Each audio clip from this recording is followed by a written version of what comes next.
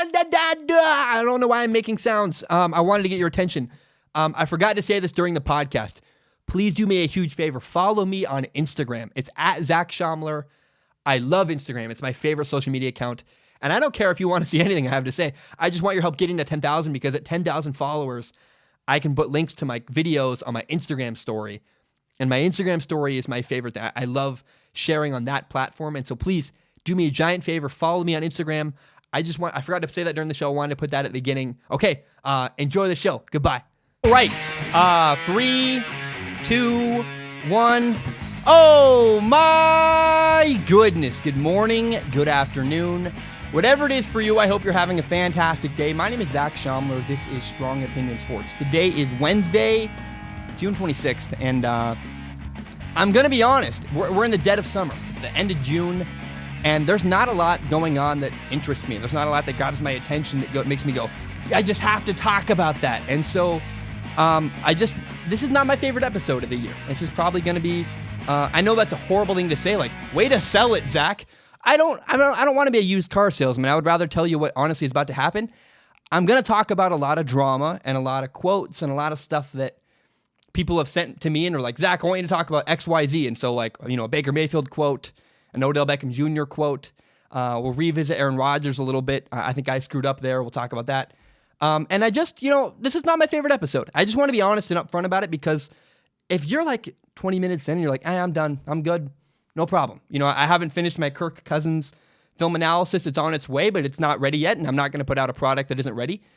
And so, I have a little bit to say, about 8 things, and if you're interested, awesome. If not, hey, no problem, walk away. I also want to say this, I get a comment occasionally that says, Zach, you shouldn't talk so much about your screw-ups or revisit topics. That's not how I do things. I want to be very upfront about my mistakes and own them, and again, I've talked about this many times. I think it's something that differentiates me from other people. If I think I did a topic a disservice and I want to revisit it, I will, because that's what I think is the right thing to do. I want to jump into sports because don't let me forget later. I recently learned that I'm lactose intolerant, and it's been a causing a lot of weird issues. And so I'm going to bookmark that. I'm going to get to that later. It's not sports. It's really just about me. But at the end of the show, I'll talk about that because I do think it's valuable and it's worth it if you're a listener of the show to hear how that's been affecting the show recently. So the other day I saw my favorite quote I have seen in a long time. It made me, I was talking to my girlfriend about it, and I was like, this is awesome. This is so cool. This guy's mindset is awesome. Cleveland Browns rookie cornerback, a defensive back, a cornerback, not a quarterback, a cornerback. This guy plays defense. Greedy Williams was talking about how things have been going on so far this year in his rookie season. Hasn't started yet. He said this exact quote, word for word. I'm just ready to get this season going and try to work towards being a Hall of Famer because that's one of my long-term goals is to be a Hall of Famer. Now, mind you, Greedy Williams has never played a down of football in the NFL. He's a rookie. He was a second-round pick, 46th overall. Now, he is talented. Go watch Ole Miss LSU last year. He did a really good job against this guy who was highly touted and I think slightly overrated, DK Metcalf. Greedy Williams was a shutdown corner at LSU. And he will be a day one starter in Cleveland. Yes, all facts. I think this actually was kind of a steal by the Cleveland Browns. I really like Greedy Williams being drafted. He's going to start day one. It's awesome. They got him in the second round. It's rare to get a day one start in the second round. Not rare, but it's few and far between, and he's a really good player. But again, he's never played a down of football in the NFL. And so to say, I want to be a Hall of Famer, it's a little bit audacious. It's a little bit weird and crazy. Like, it's like a guy saying, I want to be a famous rich YouTuber and you've never made a video before in your life. That's not entirely true. Like maybe he had practice in high school because Greedy Williams has played before. But Hall of Famer, I think it's very easy for some people to be critical and say, man, how about you get through week one? Like people could laugh at that quote if they want. And there are many moments during this guy's rookie season where this statement, I want to be a Hall of Famer, might seem ridiculous. He's going to miss an assignment. He's going to miss a tackle. He's going to get beat deep. But I love the aspiration that Greedy Williams has. I think this is a great mindset and a great thing to work towards. I'm a dreamer. I always have been. I do it in my relationship. I do it at work. I do it in football.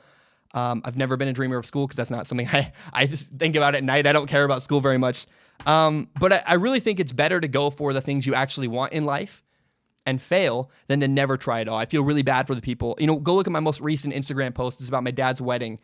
I feel sad for people that don't have goals and don't have dreams and don't have aspirations.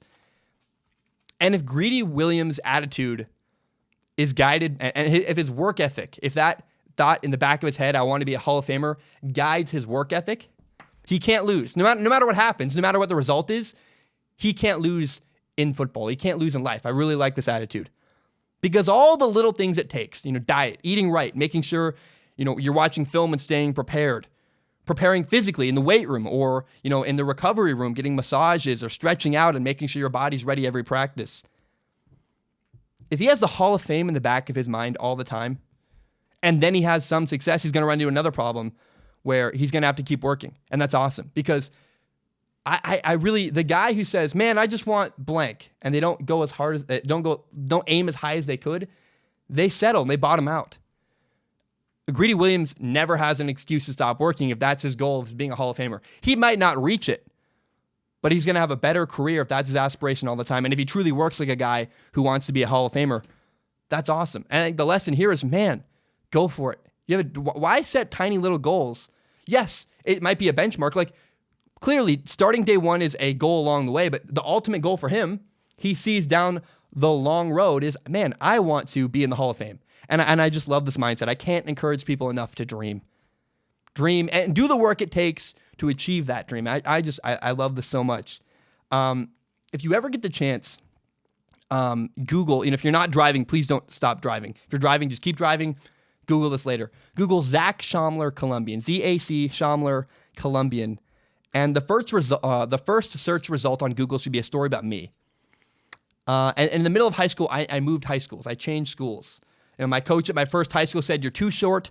You're never going to play in college, and you're not going to play as a varsity quarterback. We want you to be a safety here at this college, at this high school. They said, at this high school, we want you to be a safety. You're never going to play in college. You're too small. They didn't believe I could be a starting varsity quarterback my junior year of high school. They said, you're too small. And for the record, now I'm 5'11". I was smaller then. I was not only shorter, I was skinnier and just a tiny kid. But I wanted to be a starting quarterback. I believed that was possible. So I moved high schools, and I started at the new school. At the beginning of summer, I was number 6 on the depth chart, and by week 2 of my junior year, I was the starting quarterback at my new high school. It was ridiculous. It was audacious. My family moved from Portland, Oregon, into a tiny little mobile home in Vancouver, Washington, and we made it work. I slept on the floor for 6 months because I wanted to be the starting varsity quarterback at Skyview High School. I made it happen. My family helped me chase my dream. So I love a guy who chases a dream. I love this quote from Greedy Williams, and I love the mindset. I've done a lot. I moved to LA once, worked on a movie. I have no regrets about that situation.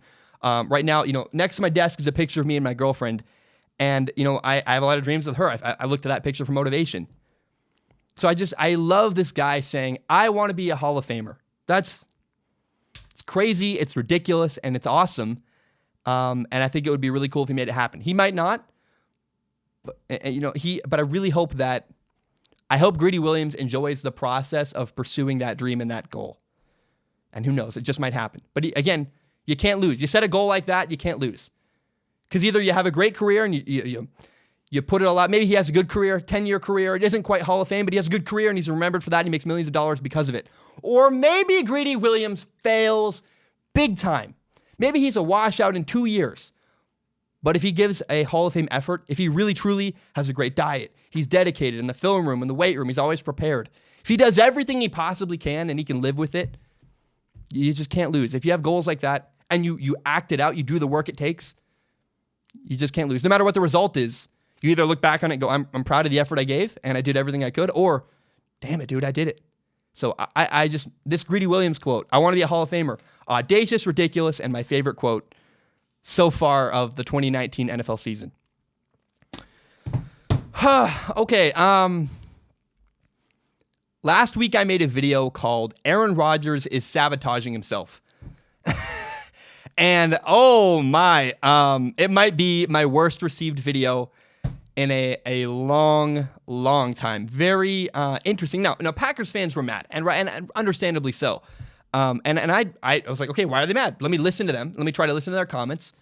And a lot of them were, some of the comments I got were, hater, clickbait, this is your worst video I've ever seen.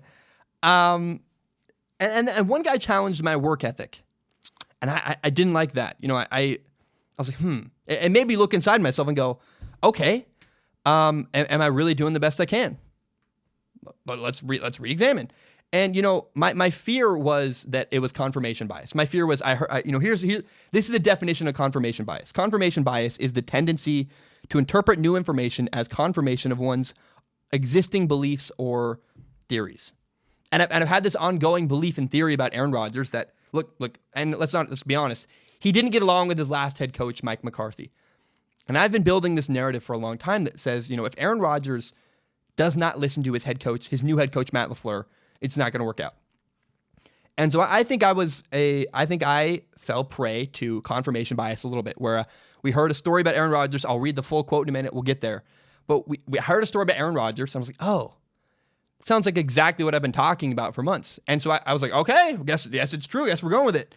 And so I acknowledged my fault, right? I assumed more than I should have. And I took part in confirmation bias a little bit. Because I heard this quote and I says, oh man, here we go again. This is what's going to happen. So this is what Aaron Rodgers said. I'm going to read the quote word for word. He was talking to a guy named Mike Silver.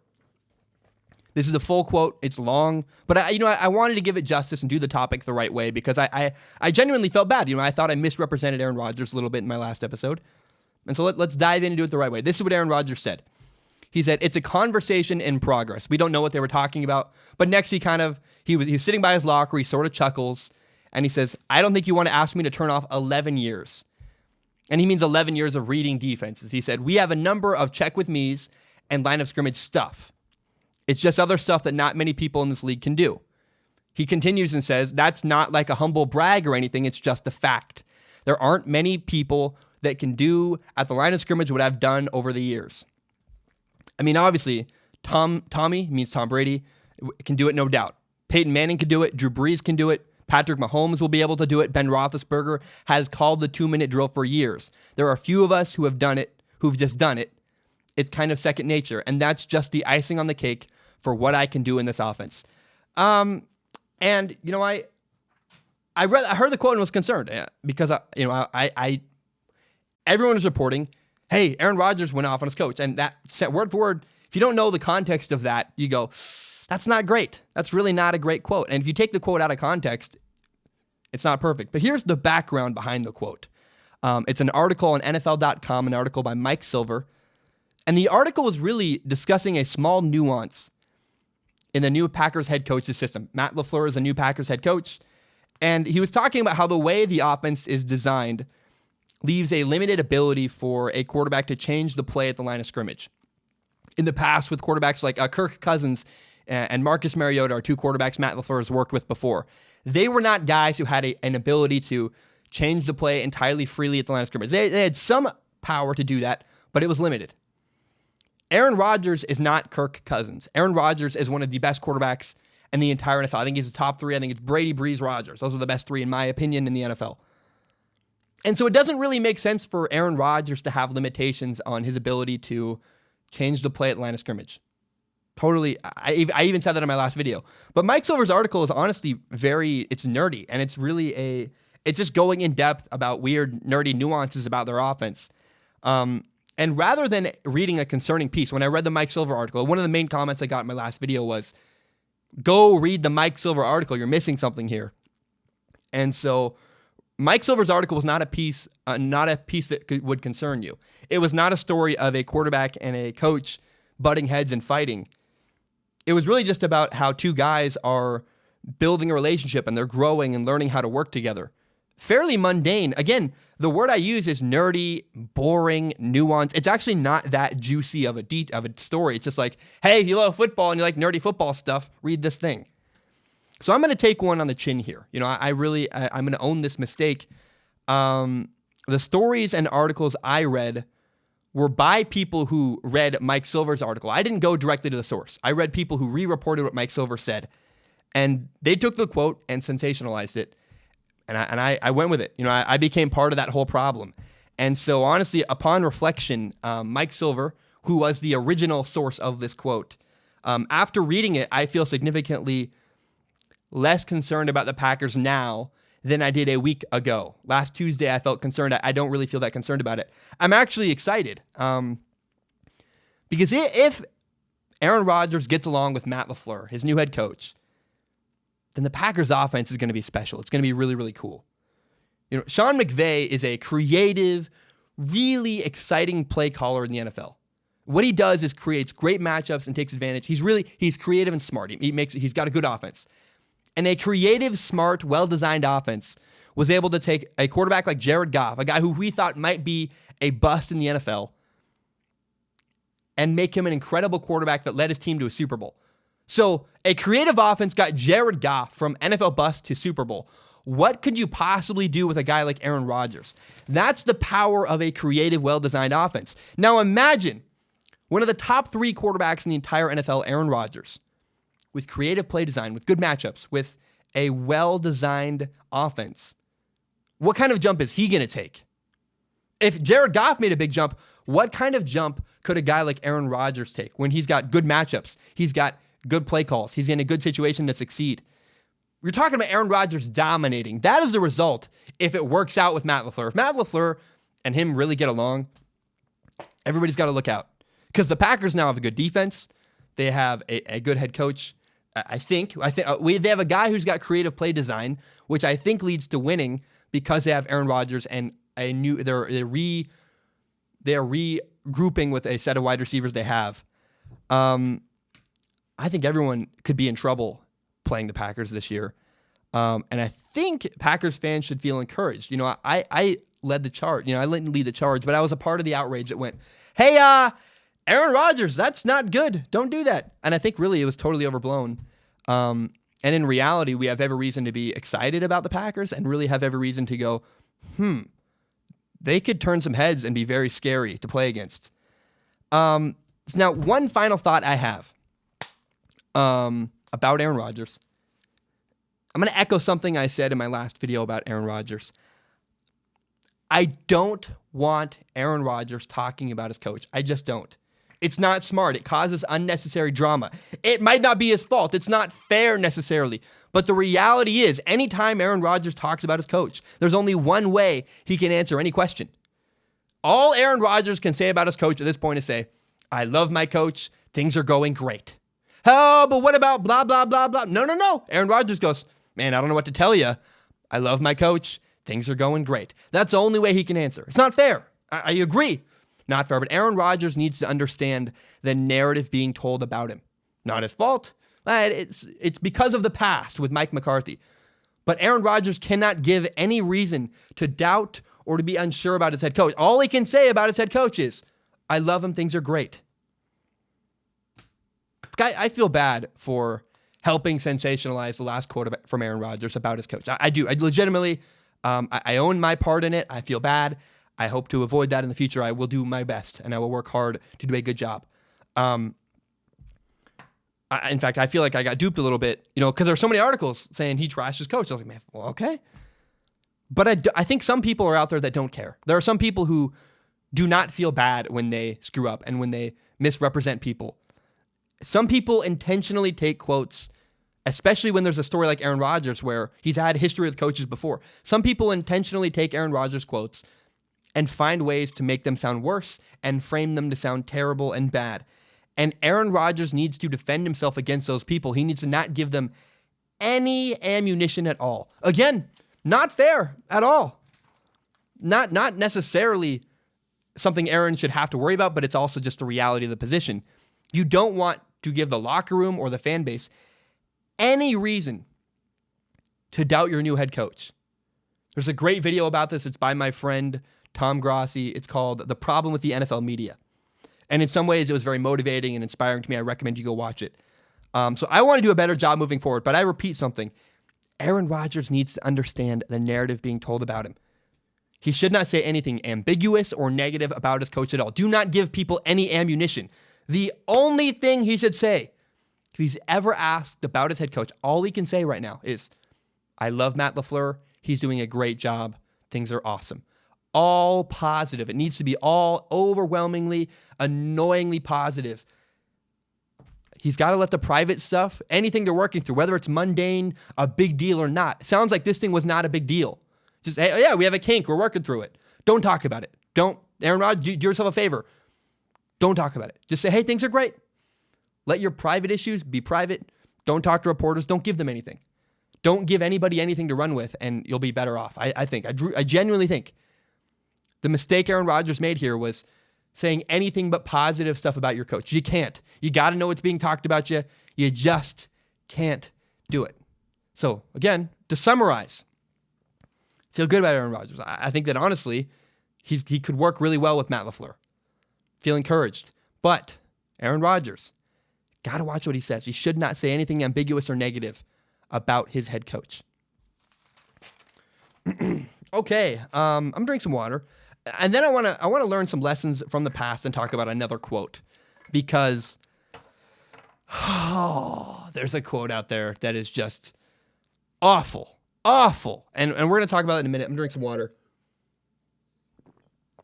Now is a good time to explain something. I found out I'm lactose intolerant. So for the last 3 years since my younger brother died, I have felt like I have been swimming in my throat. Like I couldn't talk very well. And it's pretty weird for a talk show host to feel like he can't talk. Like what the heck? Your job is to talk, literally. What do you mean you can't talk? And so I did a lot of research and went to some doctors, and it really just came to a head about a month ago when I got really sick and couldn't talk. And I found out that something in my DNA was triggered lactose intolerance when I went through trauma. When my brother died, it triggered something in my DNA. It had always been there, but it's triggered at certain heightened moments in your life, and that's what caused it. I'm lactose intolerant. I can't drink dairy, and what it does is causes my throat to close over. And so the longer I get away from dairy, the better my throat will be, and that's why I have a hard time talking. Literally, it's very funny to me. I have a horrible radio voice. I don't have I struggle to get words out. I have a bad lisp. It's not easy for me. It's very discouraging for me. That's why, is lactose. I'm like, oh, milk, dairy, avoid it, and you'll feel better. And I feel better so far. My voice is getting better slowly. But that's the reason for all this. And that's the reason for I always, every episode when I'm done recording, I hack up gobs of stuff. And that's because it's like a dairy allergy, and it's a thing. It's a problem. It's a pain in the butt, but I'm working on it. And I'm really excited that maybe in a year from now, my voice will be totally clear. That would be awesome. I don't know. We'll see. But we're making progress, and I just was excited. I wanted to share that because that's been an ongoing insecurity of mine for years, is my voice. I'm a talk show host who hates talking out loud. How weird and dumb is that? Okay, I want you to listen to something. Baker Mayfield last week was doing a radio interview in Norman, Oklahoma. He went to Oklahoma. Norman is where the University of Oklahoma is. He was back visiting his college town, doing an interview when this is what happened. Take a listen. Sam Ehlinger stood at the floor of the Sugar Bowl last year and proclaimed that the University of Texas is back. So I'll just ask you, is Texas finally back? He couldn't beat Lake Travis, so I don't really care. His opinion on anything winning. Westlake's a great program, but the two best quarterbacks come out of there are Drew Brees and Nick Foles. Sam can stay down there in Texas. I like it. Good stuff. That'll stir the pot. He doesn't like me, and I hope he knows I don't like him either. Good stuff. Crap. Look, I don't like that people think I don't like Baker Mayfield. I don't. In fact, honestly, Baker Mayfield, I love the guy. He really inspired me at moments in my life and my football career. But what we just heard was Baker Mayfield, Heisman Trophy winner, a number 1 pick in the NFL draft, a millionaire NFL quarterback, trash talking Sam Ehlinger, a college quarterback. Really punching down. And it's classless, it's petty, it's stupid, and it doesn't need to happen. I don't like that people think I genuinely don't like Baker Mayfield. It's not true. I like Baker, but I don't like when he does stuff like this. This is not, calm down. I got to calm down. This is not good. And I get very sad, again, when I get comments like, you're a Baker hater. It's not true. But I have a critical lens. I see things he does, and I go, sometimes the guy's dumb, and he says dumb stuff and says stuff I don't agree with at all. Baker Mayfield is dramatically better than Sam Ehlinger. There's no comparison. He's an NFL millionaire quarterback compared to a guy at Texas who I don't know a lot about Sam Ehlinger's skills, but I really don't think they translate to the NFL. What I've watched, he's more of a runner, doesn't have a great arm. It just feels like Baker's punching down and being a jerk. There's a different word I would use if we were face-to-face in person. And it's like Baker doesn't understand that he's in the NFL. Last week I was critical of Baker Mayfield because of the way he talked about his teammate, Duke Johnson. And, Baker had kind of a college attitude about a professional problem. There was money involved, and Baker gave a quote that I agreed with, but I said you can't say that, right? You're in the NFL. There's money, there's finances, there's families involved. You can't talk about your teammate that way. There's no compassion. And this is another example of, this quote, Baker Mayfield trashing a college quarterback. Shouldn't happen. Can't happen. Baker, I want to love you. I think you're an amazingly talented quarterback. Your mouth is a wild card. Baker's mouth is it's not a problem necessarily yet, but it could become one. He says a lot of stuff. I go, ooh, you shouldn't say that at all. Like, on one hand, I love the way Baker Mayfield talks about Cleveland. He owns it. It's his city. He's all in. They love him. He loves them. It's fun to observe that relationship. But Baker's not in high school anymore. And what he said about Sam Ehlinger is just unacceptable. You can't. What if I went back, I'm in college. I play quarterback in college. What if I trashed my former high school's rival quarterback? How? I mean, look, this show gives me a pretty big platform. I could embarrass, but that's weird. Why would I do that? In fact, Columbia River High School, if your quarterback is out there, I'd love to meet him. He's probably a nice kid who just wants to play football. I don't understand Baker punching down at some kid. It's not cool. It is just not cool. And so I heard this quote and was like, oh, Baker, come on. And I've been very open. Like, I love Baker, but there are times where he says stuff I go, I don't endorse that. I don't like that. I don't think that's good. I don't think that's smart. I did talk last week about Sam Darnold versus Baker Mayfield. I said, Sam Darnold has had no quotes so far this year. And the final point I made in that video was, I'm curious to see what happens when Baker Mayfield goes through drama on the Browns. And, I think I made a miscalculation there, right? Baker Mayfield has been through drama before. His coach was fired, and he pulled through okay, right? Now, he also did trash his former head coach. So I don't know that's a great example. I'm curious to see if at some point, things fall apart for the Browns. I still want to see what happens. I'm curious how Baker handles it. And I think he's the right guy. I think he's a leader. I think people follow him. But there are moments of judgment and moments of things he says where I go, ooh, you're an NFL millionaire quarterback. You can't trash a college. It's just not cool. It's not acceptable. It's classless. It's not, that's something Tom Brady would never do. Tom Brady would never trash. Tom Brady went to Michigan. He would never trash Ohio State's quarterback because that's dumb. It's over. You're in the NFL. I'm rambling now, but I really, I don't like what Baker said at all. Now, I'm so excited to watch the Browns. I think the Browns the Browns and the Packers are the two teams this year I am so excited to watch. I think they're both going to be good, but the unknown makes it fun. There's intriguing moments where I go, I think the Browns are going to dominate, but I'm not certain, and that's exciting for me. And I'm so happy for Cleveland. Yeah, I really am. Cleveland was a joke for years and years and years, and it seems like they're turning things around. And now I get to talk about, I feel like I talk about the Browns every episode all the time. And I saw an article the other day that said the Browns are, the question was, the article said, are the Browns spending too much money? Hell no! The Browns are interesting. The Browns are exciting. A large part of that's because of Baker Mayfield. Baker Mayfield's great. I love talking about him. I think he's fascinating. I think he's interesting. And part of that is because of the things he says. But he says far too many things I'm uncomfortable with for me to go, oh, that's all awesome. I don't feel great about everything he says, and I'm just curious if at some point Baker's going to say something that gets him into big trouble and causes problems for his team. So far, he's made a lot of news, said a lot of stuff. It's not been a huge issue yet. But at some point, could Baker Mayfield's mouth get him in trouble? That's what I'm sitting here waiting to see. I don't know. I hope not. I generally hope not. I think Cleveland deserves a win, and they've been awful for the majority of my life. I want the Browns to be good. I'm not a Browns fan at all. It's a good story. They turn things around, and it seems like they are. But man, Baker Mayfield's mouth is a wild card. Will he say something at some point that makes us go, "Oh crap," and just it makes things come unglued? Is he going to say something that makes Odell Beckham Jr. angry? Is he going to say something that makes his coach look bad and gets him fired? Who knows?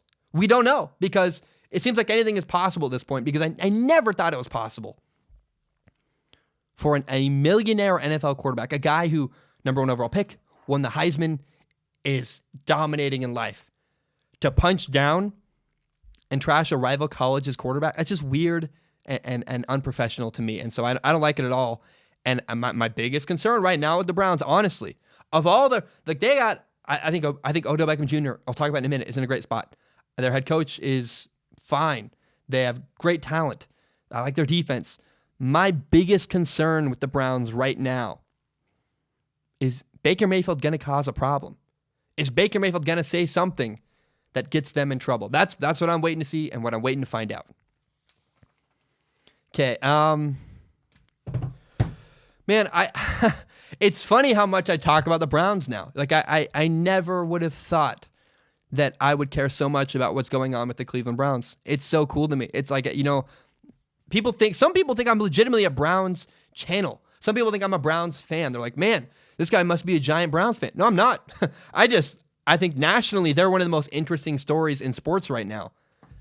And I'm so excited to watch what happens. I want to talk about Odell Beckham Jr. This was a topic that was widely requested. So many people on Instagram sent me messages about this quote.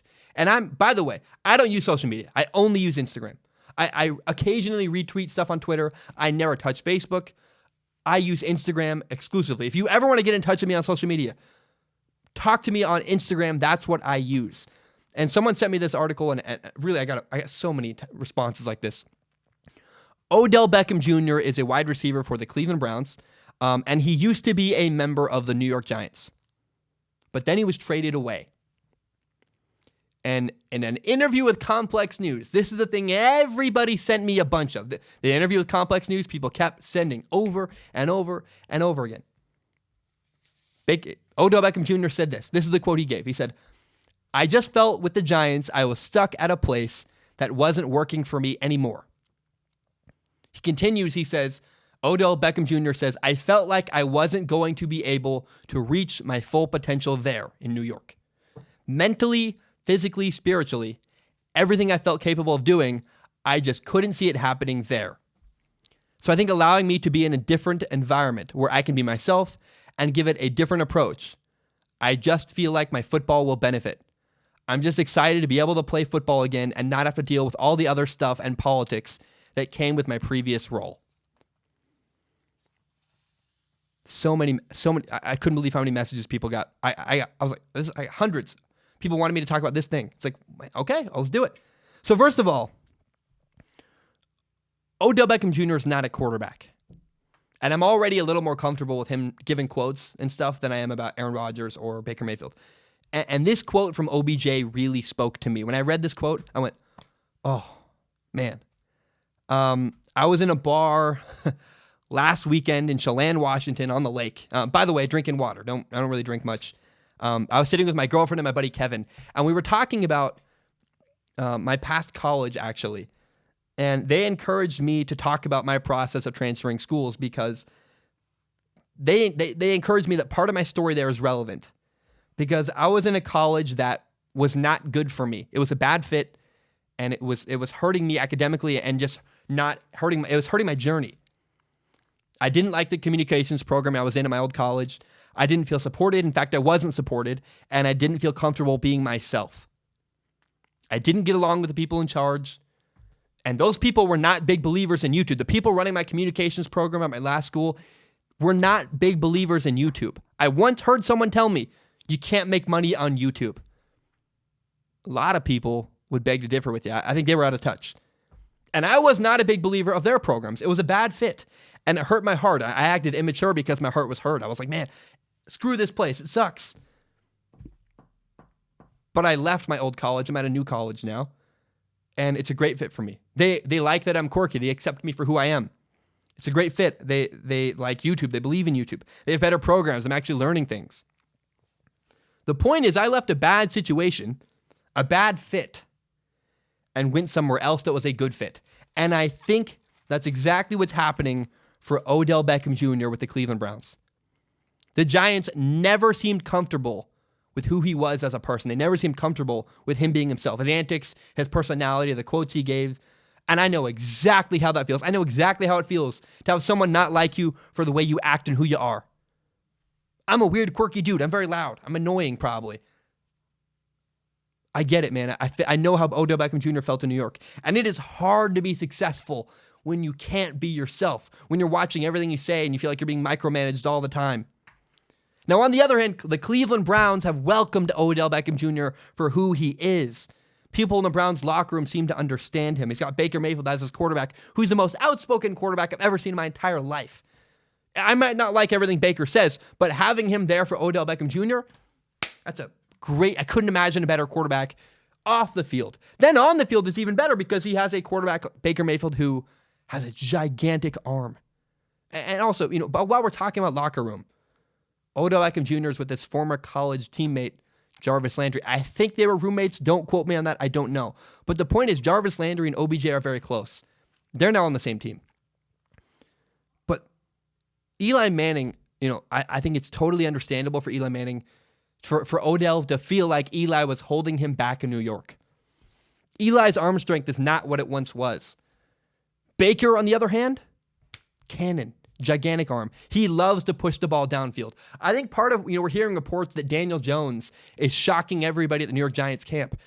I think a large part of that is because, in contrast to Eli Manning, I'm sure Daniel Jones' arm looks really strong and like he can throw the ball a million miles an hour really far because Eli's not where he once was. He's not where he maybe needs to be. I really genuinely believe the New York Giants were a bad fit for OBJ. They didn't like him. They didn't believe in him. They didn't let him be himself. And they didn't have as good a fit for him to succeed. The program, the quarterback, was not as good for his skill set. Cleveland, on the other hand, is a perfect fit for OBJ. Got a quarterback with a gigantic arm that wants to throw the ball deep to him a lot. He's got a locker room of people that understand him and don't hate his quotes and let him be his quirky self. Similar to the way I found a new home at my new college and felt cared for, my heart was taken care of. I think that's what OBJ has found in Cleveland. I think he's found a better place, a better home where he's supported.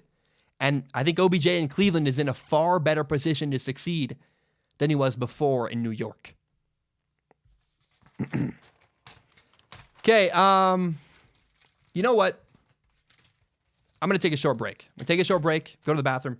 My name is Zach Schaumler. I'll be right back. When I return, we'll talk about the NBA MVP. We're going to talk about Lincoln Riley. We're going to talk about Trent Dilfer, and we're going to talk a little bit about Ben Simmons. 4 topics left. My name is Zach Schaumler. I will be right back. All right, we are back. I want to now talk about the NBA MVP.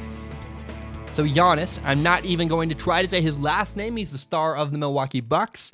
He's also known as the Greek Freak. Yanis just won the NBA MVP. And there's a really interesting narrative here, if you ask me. It's actually, it came down to 2 people. It came down to either James Harden of the Houston Rockets or Yanis from the Milwaukee Bucks. And I'm going to do something I do not do very often. I think stats are boring. I'm not into stats very much.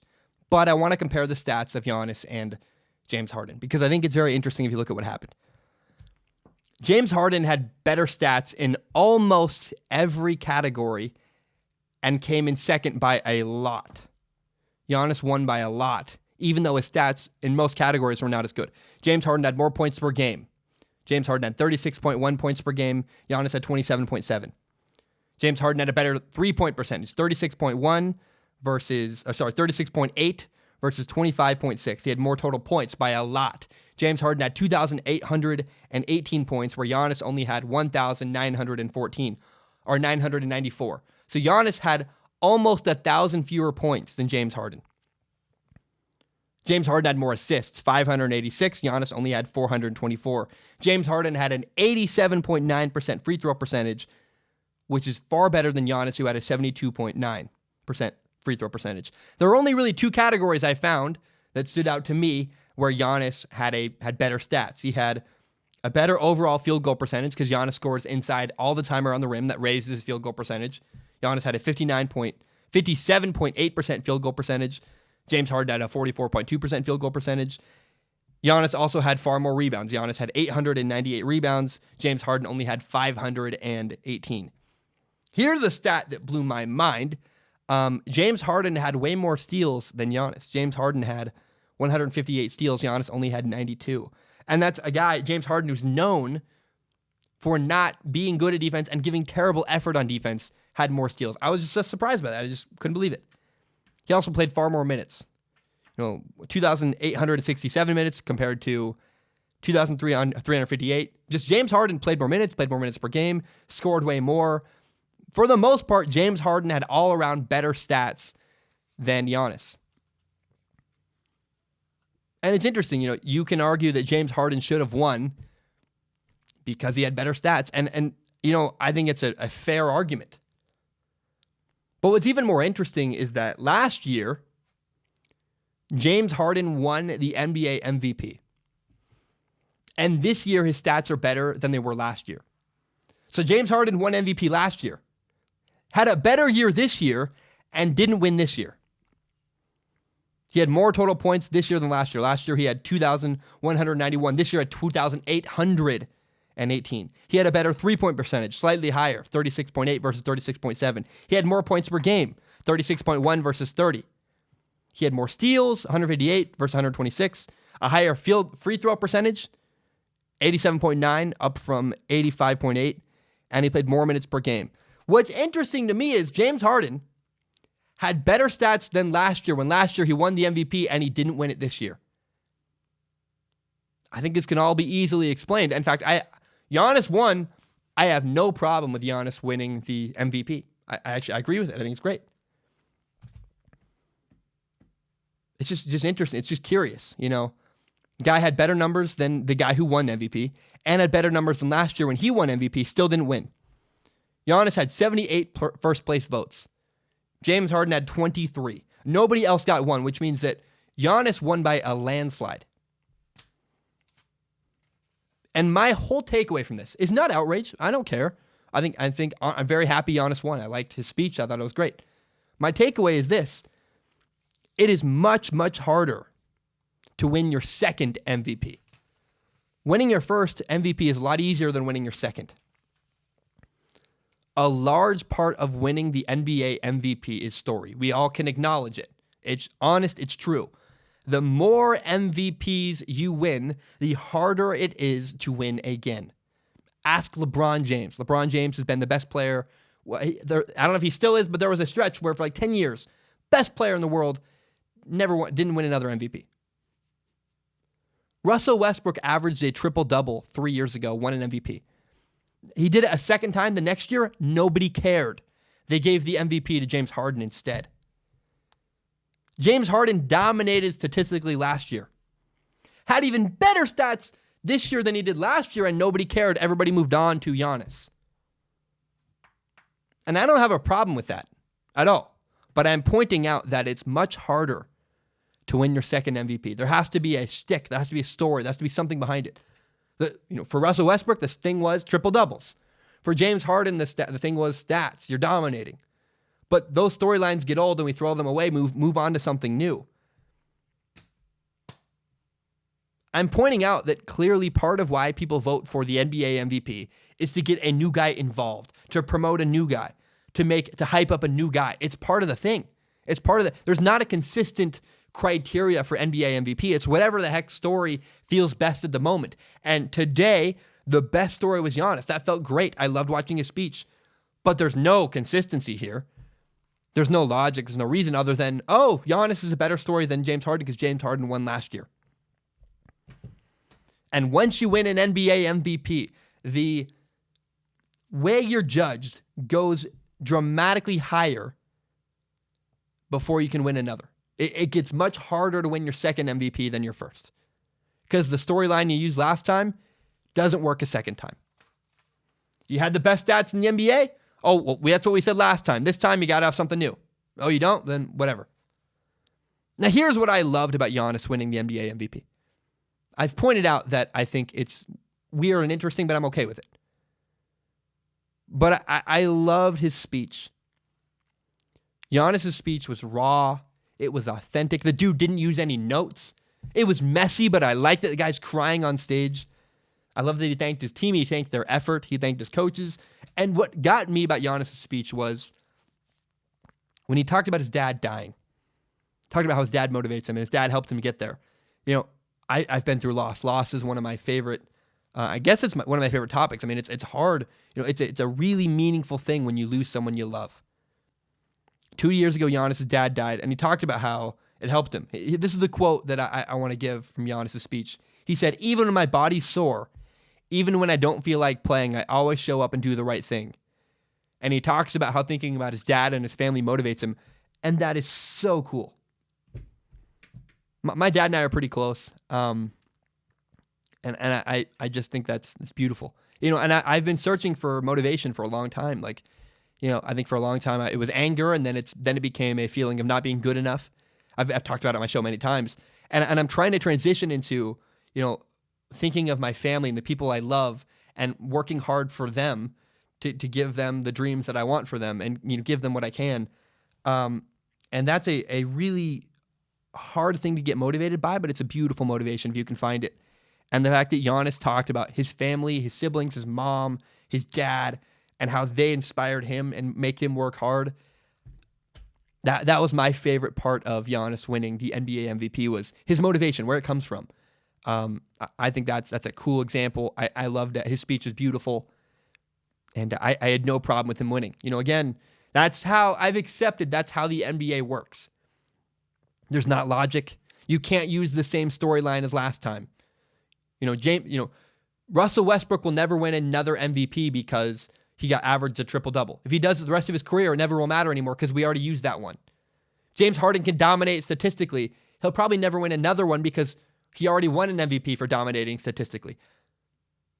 Giannis won this year because there's no one else, and he was awesome. He elevated his play, helped his team, brought his team to a great place, and played awesome.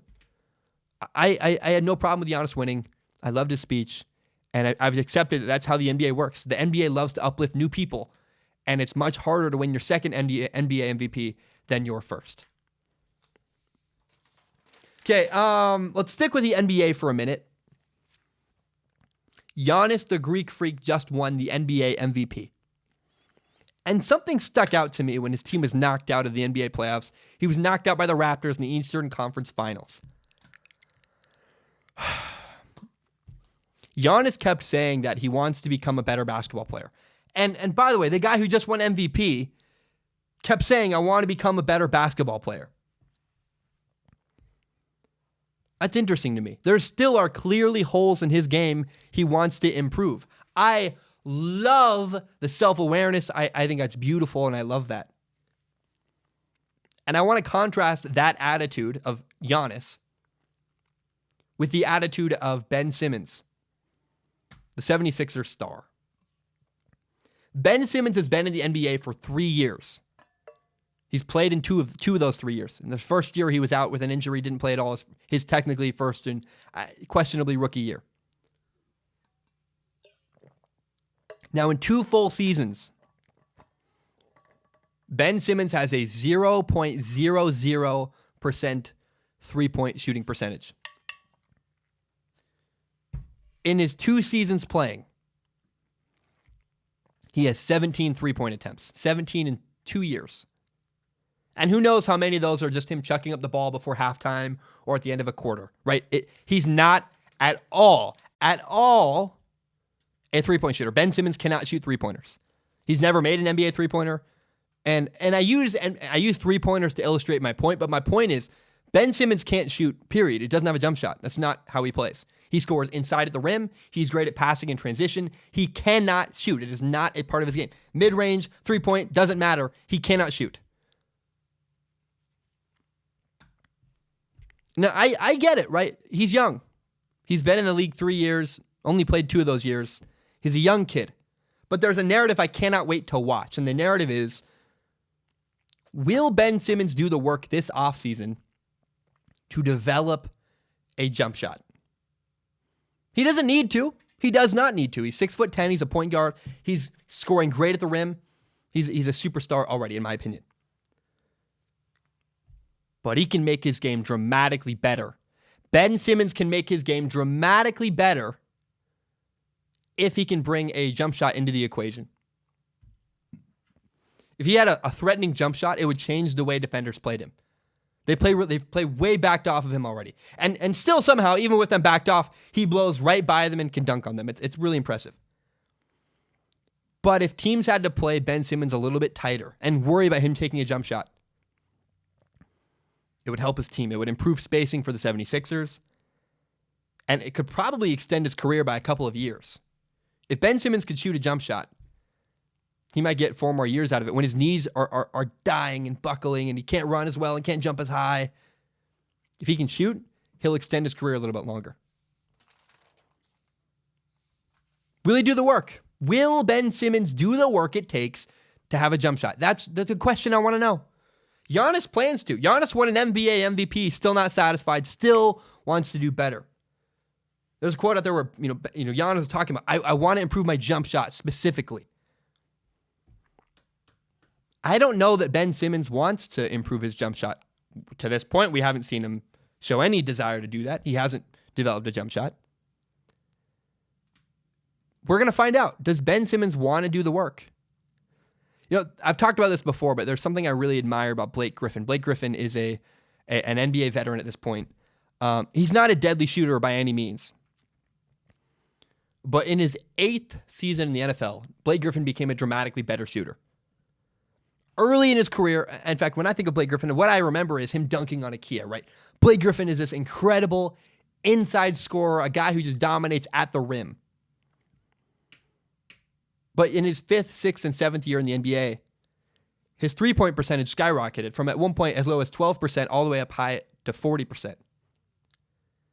Now, last year in the 2017-2018 season, not the year that just happened 2 years ago, I guess, Blake raised his average three-pointers per game from 1 to almost 6. He did the work. Blake Griffin developed that side of his game and developed a three-point shot and developed a jump shot, period. Not a great shooter, but he made it somewhat of a threat. That was a new thing for Blake Griffin, and I've always really respected that he developed that side of his game. I've really admired that about Blake Griffin, to say, you know what, I want to do a little better in this area. And he did the work, put in the time when he didn't need to. He's a guy who could score inside. And he's going to get more years out of his career. And he's going to get teams playing him differently on defense because Blake Griffin can now shoot. So the question I have, the question I'm excited to see,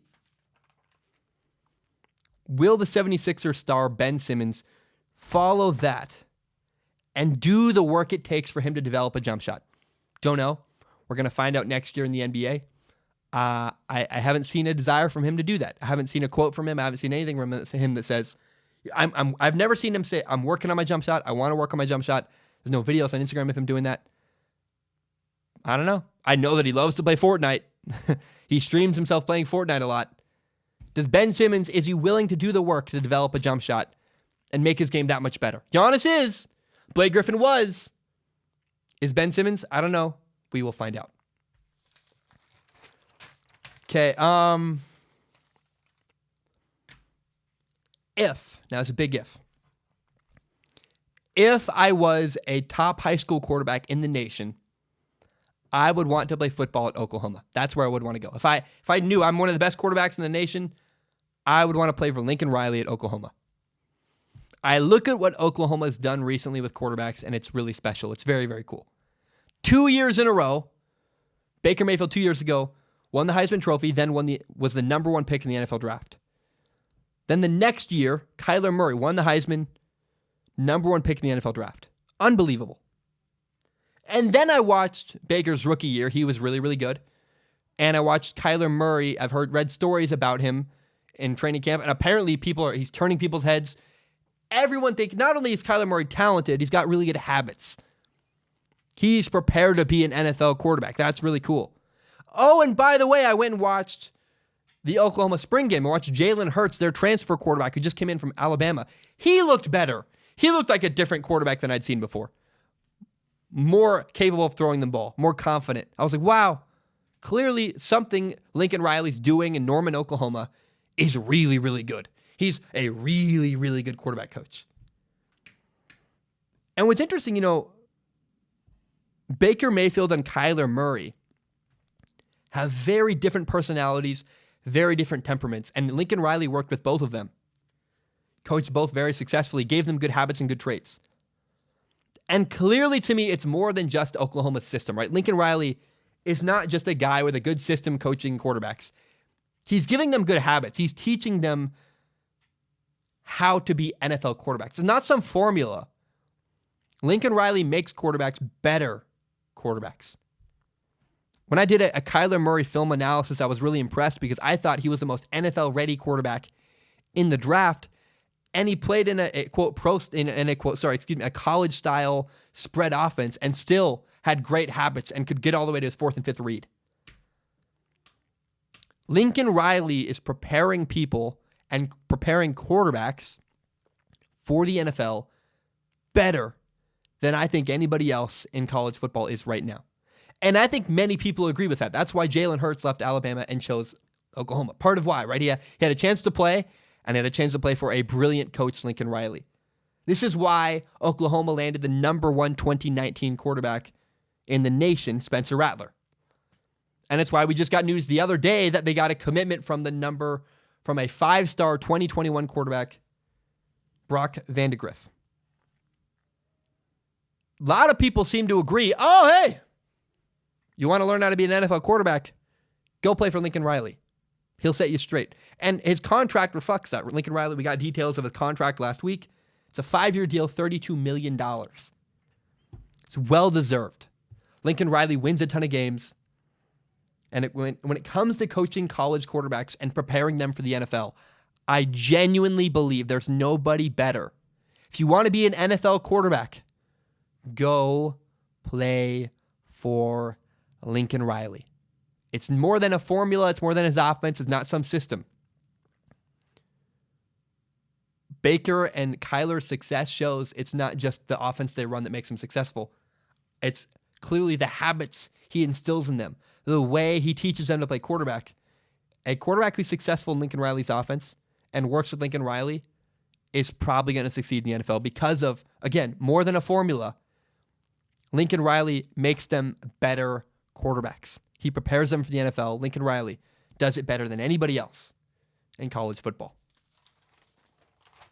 Okay, from one quarterback coach to another, I want to shift gears to Trent Dilfer. How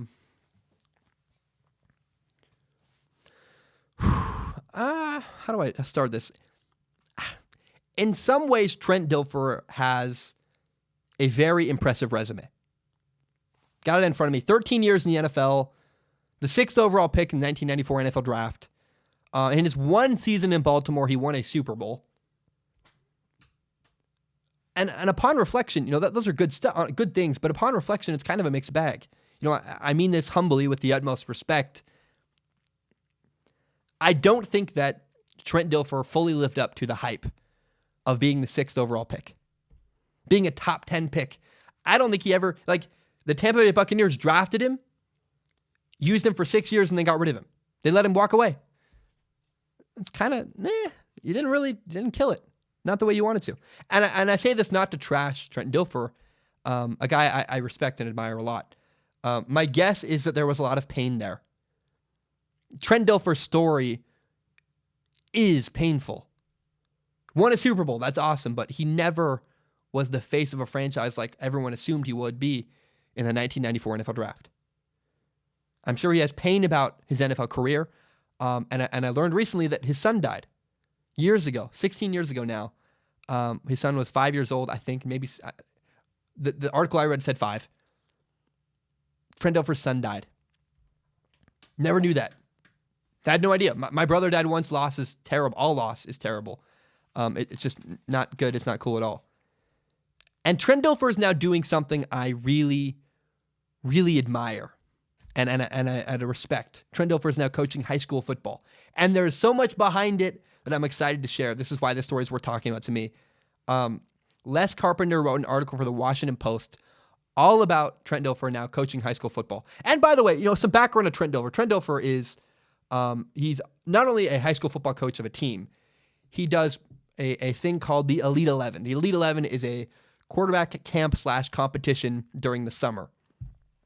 And that competition is actually how I met Trent Dilfer as a kid. I trained with him a couple times at camps. I was not at all one of the best quarterbacks in the nation. I trained with some of the best. I trained with, Sam Darnold, Josh Rosen. I was around guys like that, Blake Barnett. But Trent was really kind to me. Very, very, did not have any reason to be, but he was. He treated me like I mattered, even though I wasn't Ross Bowers, who was committed to Cal, even though I wasn't Ricky Town, committed to Arkansas or USC at the time. And he didn't need to. Again, wasn't the biggest. Trent Dilfer still treated me like I mattered. Still gave me time and coached me up. And I was always impressed with that. And here's what stood out to me about this article. I don't mean to make this about me at all. I did, but not my goal. By most accounts, Trent Dilfer's done really cool stuff in his life. Trent Dilfer, again, won a Super Bowl as a quarterback. Has coached some of the best quarterbacks in the nation. Worked with Sam Darnold, Jameis Winston, all these guys Andrew Luck, did big stuff. He worked with them when they were in high school. Played 13 years in the NFL, and then he worked for ESPN as an analyst. Trent Dilfer, the list of stuff is really cool. It looks great on paper. But the article I read about Trent Dilfer on the Washington Post talked about how once his job at ESPN ended, Trent Dilfer was fired by ESPN in the layoff process. Remember, they laid off a bunch of people. He was one of the people that got laid off. And he said that when he got fired by ESPN, he felt like, he was hanging out for a while, had a good life, money. He's getting paid not to work. He's got a house on a lake. But he felt like he wasn't doing anything meaningful with his life. Again, when ESPN fired him in mass layoffs, they had to keep paying him. He was under contract. He's just being paid not to work. He was just hanging out. And here's a quote from Trent Dilfer I want to read that I just very, very much love. Trent Dilfer said this. He said, "There was no nobility in my television life. There was nothing purposeful in it. It was all ambition and financially driven. And that's okay, but that's not who I was. That's not what I wanted to become. I didn't want to become a 47-year-old man whose career didn't have an impact." Man, the depth in that thing, and I've met Trent. He's honest about his struggles. He's very honest about he makes fun of himself about his failures in the NFL. Well, now he's a head football coach at Lipscomb Academy in Nashville. It's Lipscom. You pronounce that however you want. I have no idea. Very small school. I mean, this is a school in 2016, they had 1,262 kids, but that's not just a high school. That's spread out between as early as before kindergarten all the way to 12th grade. So do the math. What's a third of that? His high school his high school population could be as small as 400 kids, 300 maybe. And it's weird to me for Trent Dilfer to choose a tiny Christian school in Nashville, Tennessee. Like, what the heck? But hey, that's where Trent Dilfer's heart called him. It's where he felt he could be successful, clearly. And if you follow him on social media, he's passionate about this school. He loves it. He loves coaching, loves being around the kids. And I read this article, I was like, oh, there's reasons behind this. And I'm rooting for him because the reasons behind this are he felt like his past failures, he really struggled with them. He struggled with losing his son. He struggled with not being good enough in the NFL. And he wanted to do something that mattered. He wanted to work with kids. He wanted to help people. And I love that. It seems like this is a guy who's fueled by pain and fueled by a desire to do something good in the world. And I just, man, I admire that. It seems like he wants to make an impact. He doesn't use this language in the article. Something I say to myself sometimes is, will you feel good about what you're doing 20 years from now? It's why I moved from my old college to my new college. It's why I'm dating the girl I'm dating. I was like, man, I know that this is what I will feel best about 20 years from now. I won't have regrets. And I hope that this left turn in life for Trent Dilfer is something he finds fulfilling, because it seems like he's doing that. He's doing something that he believes in, that he can find meaning in and find meaningful and fulfilling. And I just, I applaud that. Trent Dilfer, if you're watching, you're not. But if you are, I have a lot of respect and admiration. I'd love to have you on the show. Big fan of you. You were very nice to me in high school. And I just really admire and respect what Trent Dilfer is doing and taking a step away from what everyone else is doing. It's really easy to be motivated by things you want yourself. And it's really cool to see a guy who is motivated by more than making money, wanting to make an impact, fueled by the pain of the past. His son dying, fired by ESPN, not good enough for the NFL. I just, a lot of respect. I just really thought that was a cool story worth sharing. And Trent Dilfer, I'm rooting for you. Guys, that is all I have. Now we have the one final topic we do every single episode, and that is if you are struggling, please go get help. Go get help. If you're having a hard time, if your life's not good, if you're in a dark place, I've been there. I've talked about this before. My brother died 3 years ago, and I used to drive to my brother's house every single week. Once a week, we would play Halo. We were playing through Halo 3 when he died, and he took his life. And so I have always felt like, I wish my brother had talked to someone and told someone he was struggling, right? I wish my brother had said, "Hey, I'm having a hard time, and I don't know what to do." And because I saw him every week. I brought my Xbox over to his house and sat with him next to him on the couch, and he never told me his struggles. But it goes both ways, right? The other thing I wish I had done better is said, "Hey, Zane, how are you doing? Can I help you? Are you struggling with anything?" He didn't reach out to me. I never asked. And so I do this topic every single episode. If you're struggling, go get help. By the way, I have to read this. The suicide hotline is 1-800-273-8255. Suicide hotline, 1-800-273-8255. Please, I'm begging you, if you're having a hard time in life, tell somebody. And make sure that your friends in your life know that you care about them. My brother never shared his struggles with me. And I've always felt like I could have done a better job asking. I thought he could have done a better job sharing his pain. And I really want to limit that. That's, if I can do anything with Strong Opinion Sports, I would love to send a message to slow down and prevent suicide. That's a topic it's very near and dear to my heart. And in fact, look, I've been in dark places. There was a time in my life where after my brother died, I was reckless. And I would get in a car, I would drink a lot of booze, I would get in my car and I would drive around hoping something bad happened to me. I've been in a dark place. I get it. And I'm asking you, please, if you're struggling, go get help. Talk to people around you. Lean on the people around you. Seek out role models. Seek out people in your life. Call a professional. If you have no one else, call the suicide hotline. And then make sure that your friends know that you love them. You might not be having a hard time if you're listening to this, but maybe your friends are. So if you care about someone, if you love your friends, if you see them, next time you see them, next time you leave them, just let them know, hey, I love you a lot, and I'm here for you if you're having a hard time. I'm always here. That door is always open. That's something you can do even if you're doing great. Guys, my name is Zach Schaumler. Thank you so very much for tuning in. I love Strong Opinion Sports with all my heart and soul, and I'm very grateful that you guys listen. So again, bam, we are done. My name is Zach Schaumler. This is my podcast, Strong Opinion Sports, and it is my favorite thing in the entire world. I love it. It is my dream to do this show, and it's my full-time job. And if you want to help support me, there's a couple things you can do. Number one, help me grow by telling your friends about Strong Opinion Sports. Share this on social media. Facebook, Twitter, Instagram, Reddit, I don't care. Screenshot it, put it on your Instagram story. Do me a giant favor, help me grow by telling your friends about the show. That's the number one way you can help me no matter what. Another way you can help me if you want, you can support me on Patreon or PayPal. It's a huge help to me. My PayPal is paypal.me/Zach Schaumler. My Patreon account is patreon.com/Zach Schaumler. If you have no money to give, no problem. I totally understand. I'm a broke college kid myself. I get it. I've been there. But please, I ask, if you want to support me, the number one thing you can do to help me is tell your friends about Strong Opinion Sports. Share it on Facebook, Twitter, Instagram, whatever it is. Help me grow by telling your friends about this podcast. My name is Zach Schaumler. Thank you so much, and have a great day.